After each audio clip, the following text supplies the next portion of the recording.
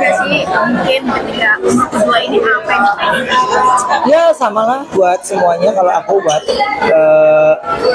semua yang ada di sekeliling aku, untuk ketiga anakku sehat, jadi anak yang berguna dan mereka bisa mewujudkan cita-cita mereka.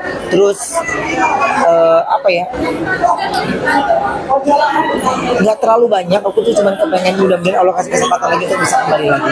Terakhir mungkin dari saya, makin dekat dengan para ulama nih, menghadapi masalah hidup yang mungkin masih banyak yang menyerang dari COVID. Cara COVID mensiasatinya atau gimana menghadapinya gitu?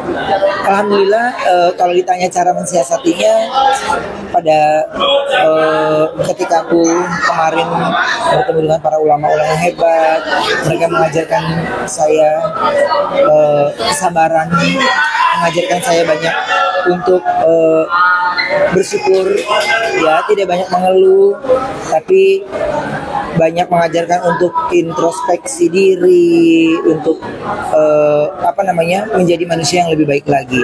Karena akan lebih baik lagi ketika kita mengkoreksi diri kita sendiri tanpa mengoreksi orang lain. Karena diri kita sendiri banyak sekali kekurangannya. Setiap manusia pasti banyak kekurangan. Kalau kita ngerasa sempurna, kita nggak ada di bumi ya. Gitu. Jadi masih banyak salahnya, masih banyak dosanya. Jadi ketemu dengan orang-orang hebat itu membuat saya menjadi lebih dekat lagi dengan Islam. Selama hidup aku itu dengan datang-datang ke tempat-tempat ada seperti kajian seperti itu, seperti dibukakan lagi pandangan matanya sama Allah gitu ya. Jadi kan masing-masing ustadz, masing-masing habib itu kan masing-masing punya caranya menyampaikan syiarnya.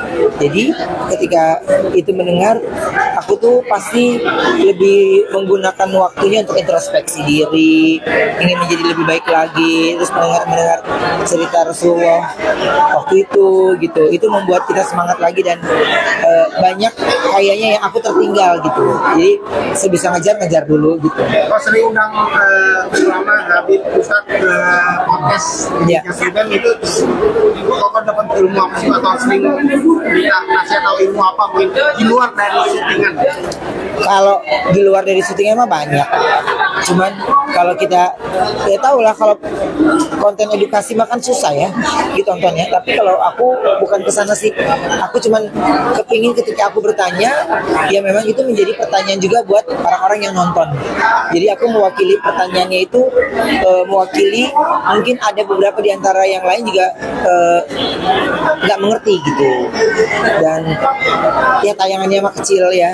Tapi mudah-mudahan itu kan bisa ditonton terus seumur hidup, dan mudah-mudahan bisa mengubah 1, 2, 3 orang di sana untuk jauh lebih baik lagi dan mau mendengarkan tayangan-tayangan yang memang disampaikan oleh para ulama-ulama hebat. Oh, mungkin ada nervous nggak ketika mungkin mewawancarai tokoh artis lain dengan ustadz atau ulama, ada sedikit?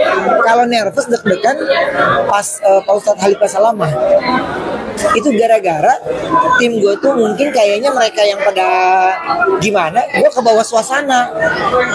Jadi saya pulang syuting jam 2, jam 3 duduk. Jadi gerobak-gerobak, Pak Ustadz udah datang. Oke, jadi nggak ada waktu untuk ngobrol, jadi langsung naik ke atas.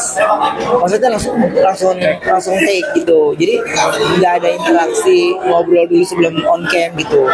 Makanya saya bilang gini, ini gara-gara suasananya pada bikin, kayaknya mereka yang pada tegang sendiri, jadi gue ke bawah gitu, suasananya ke bawah, itu aja sih. Selebihnya alhamdulillah setiap ustadz dan ulama itu, habib itu seru banget. Malah bahkan obrolan di belakang kamera yang memang ya durasinya juga udah cukup ya, itu nggak kelar-kelar pembahasannya gitu ya. Alhamdulillah saya bisa bertemu dengan orang-orang hebat, belajar lagi menjadi lebih baik, dan dari situ saya dapatnya ternyata saya masih banyak kekurangan, masih banyak yang harus saya belajar lagi. sholat taubat lagi, ya banyak-banyak minta maaf segala hal. Mereka Felixio kok sama-sama mungkin Oh, itu. lawan mualaf itu. Ya, Itu terlama take-nya. berapa lama? Terlama itu Sejam. take-nya, ada sejam lebih itu. Tak, wah gila itu terlama. Ya karena kenapa sama Ustadz Kalik itu lebih lama karena beliau kan juga mualaf kan. Jadi saya menanyakan detail dari beliau mualaf sampai akhirnya dia bisa menjadi pendakwah gitu. Dan beliau juga nanya pengalaman saya kemarin ini. Ya saling tukar pikiran tuh seru banget ya ternyata. Dan tidak ada yang namanya argumen, bertanya, dan alhamdulillah dari semua yang saya temui saya bisa mengerti maksudnya gitu.